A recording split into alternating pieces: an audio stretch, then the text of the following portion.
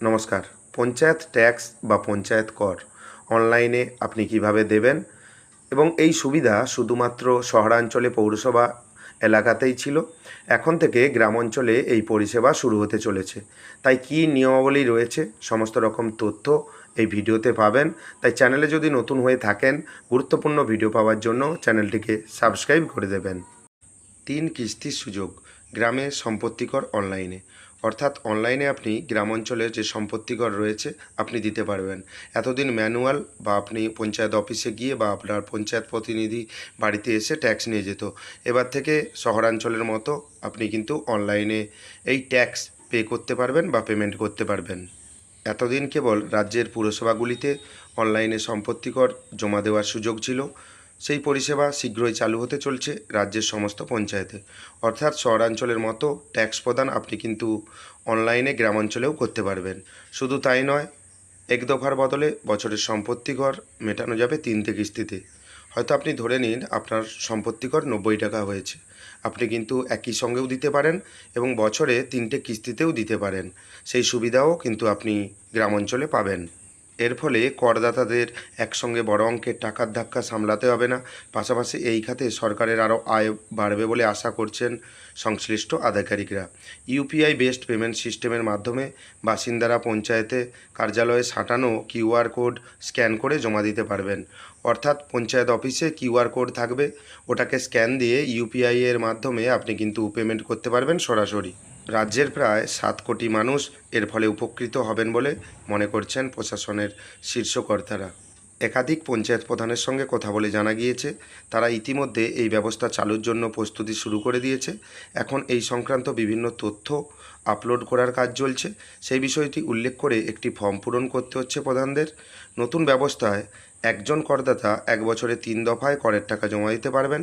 এতদিন করদাতাদের বছরের এক লপ্তেই জমা করতে হতো, অর্থাৎ আপনি একসঙ্গে কর জমা করতেন। এক্ষেত্রে এই সুবিধাটি আগেও বলেছি যে আপনি 3টে দফায় দিতে পারবেন, কারণ তাদের কাছে সেই টাকা জোগাড় করা একটি বড় ধাক্কা।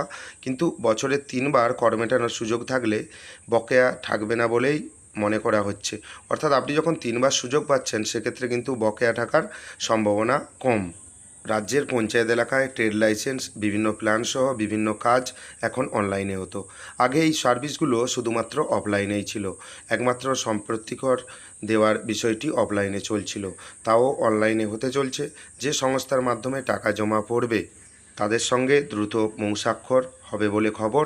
সেই প্রক্রিয়া সম্পন্ন হলেই পঞ্চায়েত এলাকায় মিলবে এই আধুনিক পরিষেবা। পঞ্চায়েত কার্যালয়ে সাঁটানো কিউআর কোডের পাশাপাশি কর সংগ্রহকারীরা যারা কর সংগ্রহ করতে যান বা ট্যাক্স আপনার বাড়িতে সংগ্রহ করতে যান, ওনারা এই কোড নিয়ে বাড়ি বাড়ি যাবেন এবং স্ক্যান করলেই নাগরিকদের পেমেন্ট পদ্ধতি সম্পন্ন হবে। তাই আপনি অনলাইনে পঞ্চায়েত কর প্রদান করতে পারবেন। আর কিছুদিনের মধ্যেই যখন এই সার্ভিস পুরোপুরিভাবে চালু হবে আপনাদেরকে ভিডিওর মাধ্যমে জানিয়ে দেওয়া হবে। পঞ্চায়েত ট্যাক্স বা পঞ্চায়েত কর বা জমির খাজনা দুটো কিন্তু সম্পূর্ণ আলাদা। পঞ্চায়েত ট্যাক্সের সঙ্গে জমির খাজনা কিন্তু আপনি মিলিয়ে ফেলবেন না। জমির খাজনা হচ্ছে ভূমি দপ্তর নেয় এবং পঞ্চায়েত ট্যাক্স পঞ্চায়েত ডিপার্টমেন্ট নেয়। দুটো কিন্তু সম্পূর্ণ আলাদা। এবং জমির ট্যাক্স এটা অনলাইনের মাধ্যমে অনেক দিন আগে থেকেই এই প্রক্রিয়া শুরু হয়ে গেছে। আপনি কিন্তু অনলাইনে যদি না দিয়ে থাকেন তাহলে আমার এক চ্যানেলে ভিডিও রয়েছে জমির খাজনা কিভাবে আপনি অনলাইনে দেবেন, তাহলে আপনি ওই পদ্ধতি অবলম্বন করতে পারেন। যারা পঞ্চায়েতে কর সংগ্রহ করেন তারা এই কিউআর কোড নিয়ে বাড়ি বাড়ি যাবেন। স্ক্যান করলে নাগরিকদের অ্যাকাউন্ট থেকে নির্দিষ্ট পরিমাণ টাকা চলে যাবে পঞ্চায়েত কোষাগারে।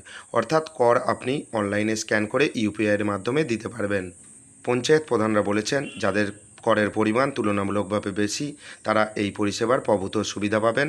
আর যারা একেবারে কর দিতে চান না তারাও মনে করেন এই ব্যবস্থা খুবই লাভজনক। আর কিছুদিন পর দেখবেন এই পরিষেবা অনলাইনের মাধ্যমে চালু হয়ে গেছে। কিন্তু যদি সিটিজেন সার্ভিস যদি করে বা আপনি সাধারণ মানুষ যদি অনলাইনের মাধ্যমে বাড়ি থেকে দিতে পারেন, কিউআর কোডের বদলে অন্য কোনো ব্যবস্থা করেন, তাহলে আপনাদের দিকে এই চ্যানেলের মাধ্যমে কর প্রদান পদ্ধতি বা কর কিভাবে দেবেন সমস্ত রকম তথ্য এই ভিডিওতে পাবেন। চ্যানেলে যদি নতুন হয়ে থাকেন, গুরুত্বপূর্ণ ভিডিও পাওয়ার জন্য চ্যানেলটিকে সাবস্ক্রাইব করে দেবেন। যদি ভিডিওটি ভালো লাগে ভিডিওটি লাইক করে দেবেন এবং বন্ধুদের মধ্যে শেয়ার করে দেবেন। ধন্যবাদ।